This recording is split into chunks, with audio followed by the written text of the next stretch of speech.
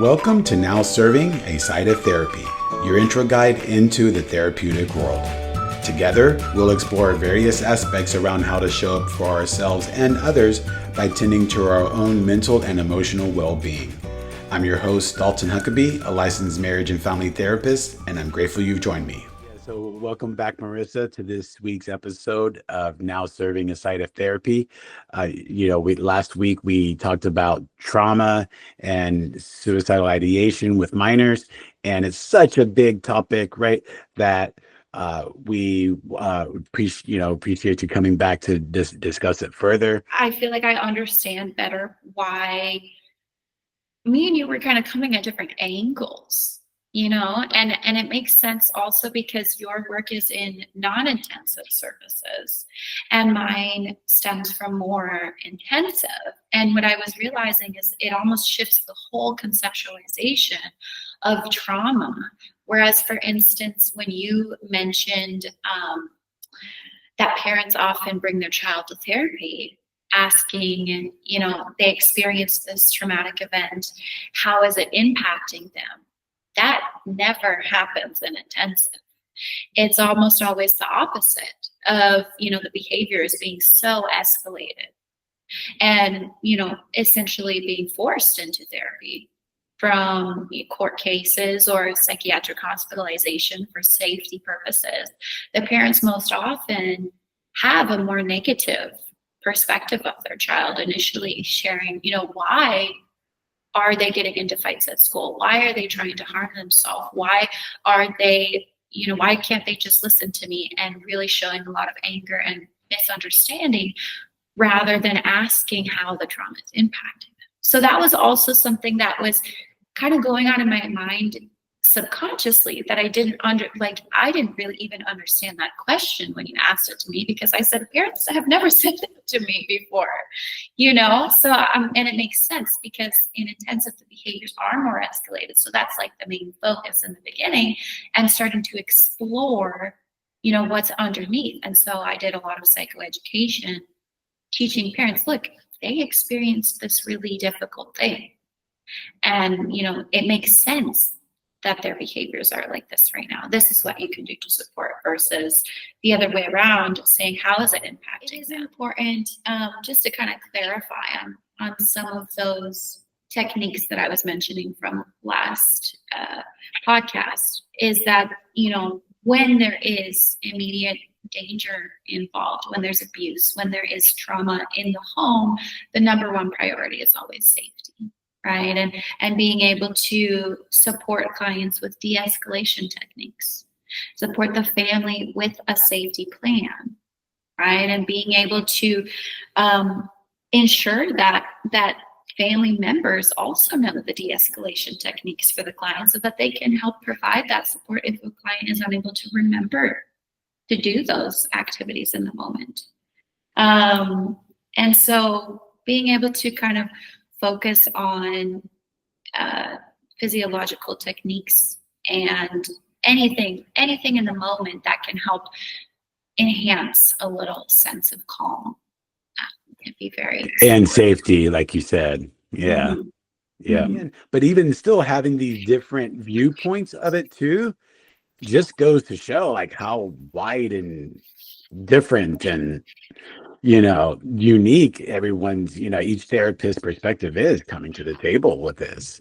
Oh, yes. I mean, so many different therapists will have different techniques, and being able to really just explore what works best for each client. To your point, right, some of the information that we discussed last week, right, it does seem broad, right, where it might kind of like what it might look like over the course of therapy, right? But earlier on, like what's really, when we talk about meeting the client with where they're at earlier on, right, like what are some areas that we can some techniques that we can do to provide them with that sense of creating safety and calm? And it sounds like you have some physiological techniques that you like to practice with clients to achieve that. Yes, absolutely. So I have this whole acronym called reset that I love to teach clients in these moments, right? So R actually stands for recognizing. and rating your current state of stress, right? Learning to recognize that, putting it on a scale, possibly, right? 0 to 10. How stressed are you in this moment? How anxious are you feeling in this moment? Right? And a lot of times, too, there's controversy about putting something so subjective onto a scale, feeling like it can be kind of too structured or arbitrary. What I have seen is that over time, each person with consistency of practicing this scale will actually come up with, what those numbers mean for them, right? And it's okay if one person's 10 is completely different than another person's 10. The scale is really not for me. It's to really support that idea of your own self-awareness of these symptoms as they're arising. Yeah, and their own experience, like you said, even though it's subjective, it's still a rating based on how they are perceiving themselves, how they're feeling in their body, right? And and like you said, just kind of a self gauge for how are they feeling today. And so even though it's self-reporting, it's still information that we can use in order to track. Mhm. Exactly. So when I go through this first step, the R of the reset, it'll be often exploring, how are you feeling in this moment, right? In the session. If it's a 2, that's great. That means you'll be more capable of actually receiving this information right now, right? As our bodies are higher stress levels, it's often more difficult to learn new things, to receive information. It's already starting to be in that survival mode or that fight or flight mode when it's at a higher Just level. a side note on that too, right? And Mhm. hopefully we don't get too trailed off here. I tend to do that easily. But Mhm. uh, when you say that the client might come in with a 2, and that they're Mhm. more amenable to receive the interventions, and yeah, that's because they're able to think logically instead of their brain being hijacked by the emotions, right? Mhm. And so, but to that point, even when clients, even adults will come in and say, yeah, I'm only like at a 2 out of 10. I'm like, they might think, oh well, I don't need to do a therapy session today, right? Because Mhm. I'm not at a 10 out of a 10, right? As if the Mhm. only time to do a therapy session is when we're at a 10 out of a 10. But Yes. no, it is equally important when we have those lower scales ratings, right? Mhm. That we can start to digest, right? When we talk about things being digestible, they're more digestible when they're in a more calm state. Absolutely. It's easier to really dig into those cognitive interventions and further processing of that deep trauma when you're at a lower state. Higher states is much more focused on current de-escalation, right? And really getting back to that balanced nervous system and feelings of safety. So, I mean, the term reset actually comes, I often describe, what does reset sound like to you? Where does that sound familiar? What context? And sometimes I'll relate it to technology. Okay, sometimes when a computer or your phone or the TV is kind of malfunctioning, right? What does that look like? It's glitching. Maybe it's going slow. Maybe it's turning on and off. Whatever the case may be with this computer, it sounds like it needs to be reset. And what does that look like? Maybe turning it off, giving it a couple of seconds, pause to restart, right? It's really starting to rebalance that nervous system. And similarly, our bodies often need this reset in moments of feeling escalated. So, what does that malfunctioning actually look like in the human body? Right? It can come up in a lot of different physiological ways, such as brain fog, sweating, shaking, tapping your foot, stuttering. It can also, when it's very escalated, higher, it can turn into those angry outbursts. It can turn into the yelling. It can turn into the physical aggression as well. Seeing black, seeing red. So really understanding that these physiological impacts are on a scale. And if you're able to identify them also earlier on, before you're already at a 10, then you'll be able to start implementing some of these techniques as well to help reduce your rate before it turns into something that you don't want it to. Okay, so the next step is E, which stands for engage with curiosity, compassion, and non-judgment. Okay, so this has to do with exploring the current triggers in the moment. Okay, so at any given moment when you decide to assess and rate yourself, the next step is to say, what is happening around me? What is leading to me feeling like this right now? Is it because somebody else said something about me that it didn't like? Is it because I'm running out of time to complete my homework? Is it because I am late to this appointment, right? There's all sorts of things that in the moment can be those surface level triggers that maybe we weren't even aware of as triggers. So being able to, number 2, step E, engage with curiosity, is a huge step for that awareness. It's kind of like you're an own social scientist, researcher, investigating. That's what I'll often say. You get to investigate right now what's going on in your environment, in your mind, to give you more power to have that awareness. Okay, but the second part of this step is that compassion and non-judgment. And this is critical because oftentimes when we determine what led us to feel angry in that moment or what led us to feel anxious in that moment, it can lead to then a further negative downward spiral of further anger, maybe at that person for saying that thing. Or anger with ourselves, saying, why am I always so late with my homework? Why do I procrastinate? So yes, it's incredibly important to be aware of those triggers in the moment, but also to add that second layer of compassion to avoid running into the negative spiral, falling into the negative thought process, which then in turn would further escalate your physiological symptoms. Yeah, and it can be, quite challenging to identify those moments when, self-judgment or, the self-limiting, limiting self-referential beliefs too, right? That as we call it, that how automatic and instilled they are. And so I could see how that would be. I could see how that would be challenging for minors to be able to identify that for themselves. So do you find yourself like calling that out in session with minors when you work with them, like saying, hey, that sounds like self-judgment to me?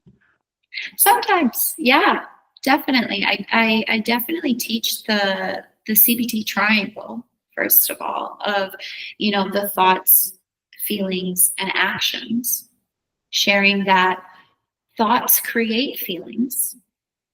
Feelings create actions. All feelings or emotions, feelings and emotions are valid, but not all thoughts are true. Not all thoughts are true. And not all behaviors are okay. Not all behaviors are appropriate. So I'll kind of usually lead with that in some of the first couple of sessions, just to kind of keep that on the radar, that sometimes we will be assessing your thoughts and exploring what is going on in your mind to really identify, did this become a bigger trigger because it connected with, that negative self-thought that you often have? Did this come up because you thought that person was trying to attack you on purpose? Did this come up because you felt that you're not good enough? So it's definitely a part of that therapeutic alliance to determine when is it okay to challenge clients' belief system and thoughts in the moment, and really help practicing that. That is a CBT technique called thought stopping, right? Being able to really check and identify, am I experiencing a cognitive distortion right now? And is there another way to view this situation? And when you talk about, again, kind of these, especially at these earlier stages, like working with clients to create that sense of safety and de-escalation, and considering the involvement of the family with treatment as well, do you find that, like, is family involvement around kind of like in between sessions around supporting kiddos to be able to identify these thoughts that might be going on for them, so like self-judgment thoughts? Do you think that that's something like the family is able to like practice with the kid in between sessions? Because again, we're only with the client like just a small time, right? Throughout compared to the rest of the week. And so we can review these things with kiddos, right, in session. I was just kind of curious to help kind of like solidify that. Do you feel like that's a space where maybe families can join with the client and kind of keeping an eye out for these things in between sessions? So my first thought to that is, when we're supporting clients, kids in particular, with identifying their negative self-talk and those thoughts, it is a very much personal process of what's going on in their mind, right? And a lot of times children feel, it exposes a lot of vulnerability and feel embarrassed about some of these insecurities that they're having.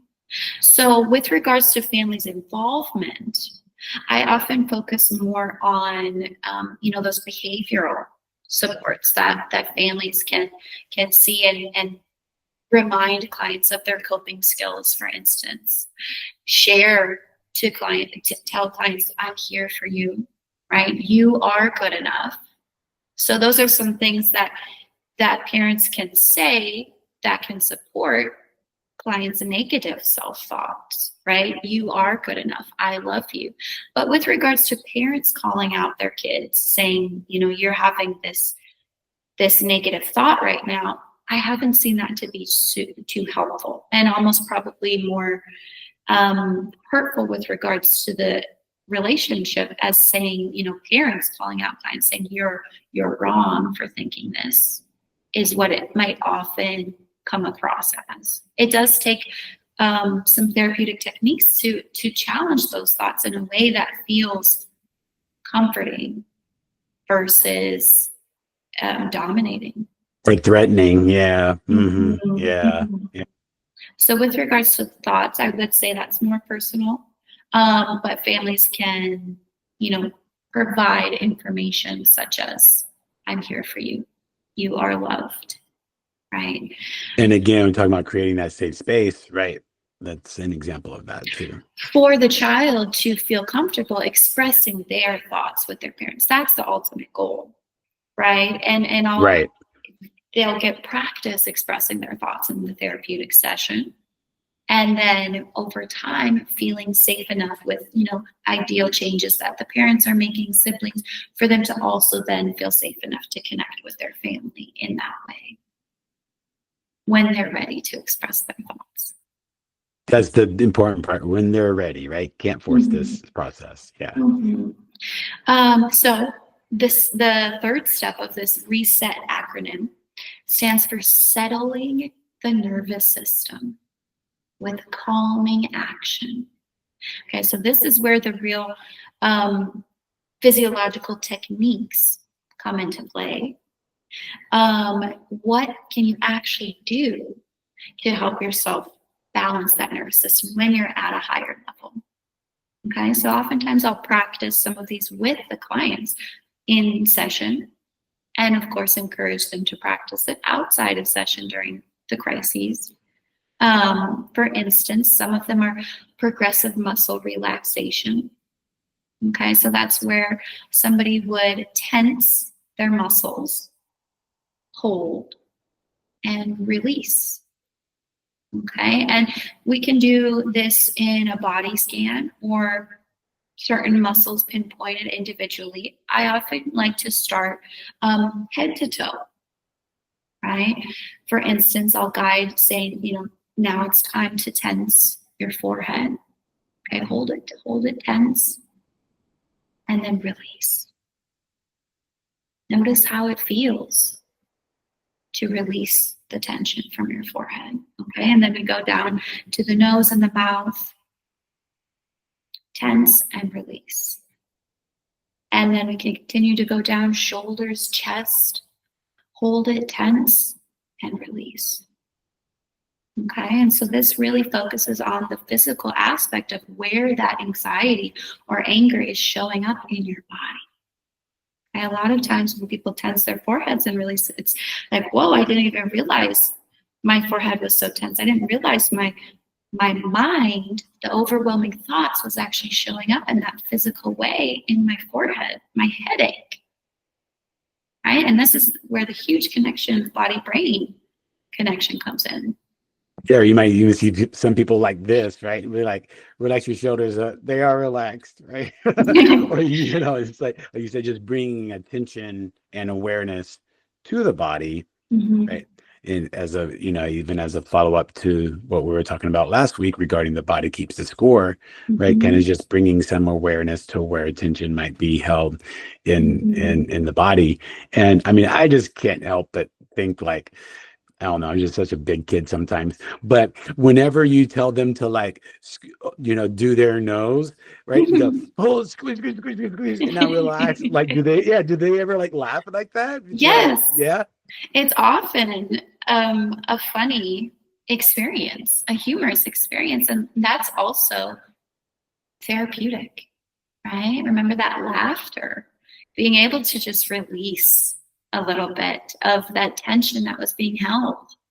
So laughter is 100% welcome in the therapeutic space, right? Being able to just release the tension. Nice.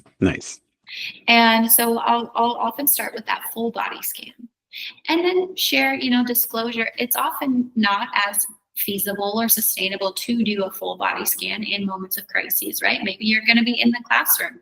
Maybe you're going to be in a public space and you feel embarrassed about doing these movements that people can see, or it just takes too long, right? So in that body scan, I'll encourage you to focus on the areas that really felt relevant for you, that really you noticed your tension is being held in your chest, right? Or maybe the easy ones can be squeeze your fists and release. Squeeze your fists again and release. Or a very invisible one, particularly if you're wearing shoes, is to squeeze your toes and release, right? All of that really helps direct that tension to your toes, to that one location, rather than in your mind, in your words, in your body presentation. And then being able to release that intentionally can help really take some of that tension out of these other areas in moments of crises. Okay, so progressive muscle relaxation, PMR, is one that I'll often go through. Another one is the 5 senses. Okay, this one is very common. A lot of people have heard of it, probably going through 5 things that you can see, 4 things that you can touch. Okay, and I'll guide clients through this as well. And when you're listing the 4 things that you can touch, I want you to actually touch that object. That's part of the presence. That's part of bringing you back to the current environment. 3 things that you can hear. 2 things that you can smell. And 1 thing that you can taste. Okay, so this one will often get some questioning in the beginning, feeling like it sounds like an elementary activity, which is fair. Right? It does sound elementary, and that's okay. That's also part of the process. right? A lot of our experiences come from overthinking, feeling that tension in our mind, and being able to kind of bring us back to our inner child, bring us back to our instincts, is actually part of the de-escalation process. So also mentioned in Body Keeps the Score is the 3 different types of our brain, how our brain is actually developed over time from childhood. So Before we get into that, can I just interrupt? So especially when we think about trauma, we can think about how certain types of trauma can separate us from our body. So when you talk about this body awareness technique seems so simple, but yes, effective, because we are training the mind and the body to reconnect because there is that split. Exactly. And that's what a lot of people will say. It feels so simple. And especially when you're at a 2 on the de-escalation scale, and it feels like, what? Of course I know this. To breathe, right? But oftentimes, as you mentioned, with dissociation, feeling separated from the body, feeling like in another reality, in another universe, not even noticing your environment or where you are in the present moment is a huge part of that escalated state, that escalated fight, flight, or freeze response.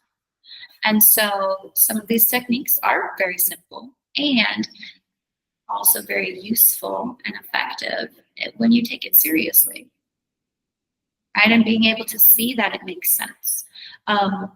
With regards to the brain development, for instance, the first part of the brain that develops when children are, 0 to 2, 0 to 1 years old, something like that, is the reptilian brain. Okay, so this is where it's really just instincts, okay? Eating, going to the bathroom, sleeping, things like that, okay? The second part of the brain that develops is the mammalian brain, okay? Think of it like mammals, in groups and connection, relationships. So this is when a child starts to form those bonds with the people around them. Okay, and then the last part of the brain that develops is called the rational brain. And of course, having the rational brain is a huge skill. It separates us from other species, and you're able to create things and think things and build things, and it's a wonderful skill. And it can also be a weakness when people get stuck in their rational brain, the overthinking, right? And the dissociation. This comes from kind of a disorganized thought process of feeling overwhelmed, of having thoughts in all different directions. So being able to really bring yourself back to that reptilian, the mammalian, the instincts, the simplistic activities can help kind of release some of that tension from the forehead as well. Okay, so we've got PMR, Progressive Muscle Relaxation, 5 senses. Of course, deep breathing is another practice, but all sorts of little things that can be helpful, such as having an item, right? A ring or a bracelet that children might be able to actually, hold onto or play with in class. Okay, or having a specific item like a fidget spinner, right? These are other examples. Stimming is an example of a physiological technique that can help calm and self-soothe from being in an escalated state. Okay, so step number 4 of this reset process is E, stands for envisioning calm. Okay, so envision calm. This one is not as much, well, it's not physiological, it's not physical. It's on your imagination, okay?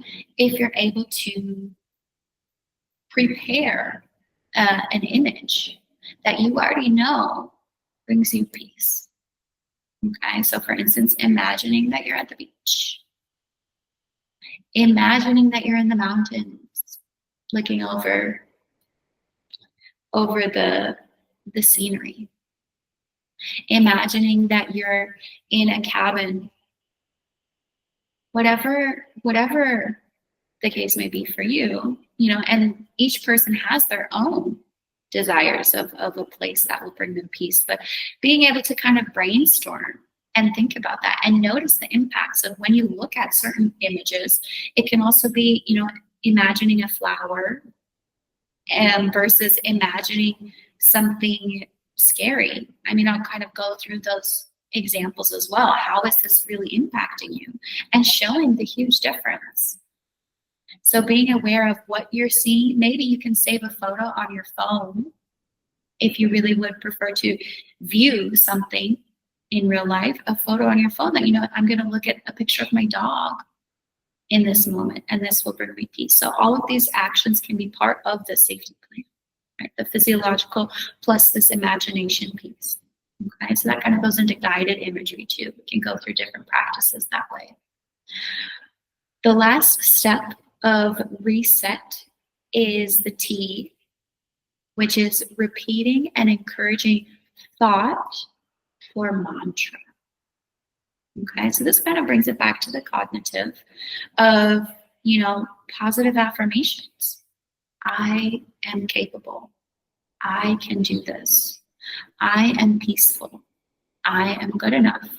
Or mantras, which is like phrases. What are some things that can help me get through this current trigger? I don't need to give my energy to them. Right? This is not worth my time. So there's all sorts of examples. Similarly, each individual has their own personal phrases and thoughts that are relevant for them, that can really help bring them a sense of ease. And so these are kind of a lot of things that I'll explore with clients to help them notice how they feel after saying certain things, after practicing certain things. A lot of people might think, they'll say it once and think that they'll feel better. And I also encourage, it's a process. Yeah, it takes reps, right? It takes reps because, again, we're going back to creating those neural pathways in the brains, and, creating those new pathways, right, takes a lot of reps. It's a skill. So being able to view it, I'll use the example of learning how to play the guitar. First time you try to play the guitar, are you an expert at it? Definitely not. Probably not. So being able to try these things with an open mind, understanding that not all of them will be the most helpful for you, but also exploring what can really work for you, what is effective, and giving it time to be effective, giving it practice, consistency. With the more practice, the more skill you'll have with being able to de-escalate yourself in these moments. Being able to return to that balanced nervous system. Have you ever found that with working with clients that when they try to get into the body, that's almost kind of be like contraindicated for them just because it's like too much and too overstimulating? Have you ever experienced that? What I've seen more often is that not that it's overstimulating to be in the body, but I've seen a lot of resistance towards being in the body, particularly when somebody is, maybe diagnosis is anxiety, and a huge presentation of theirs is the overthinking and rationalization.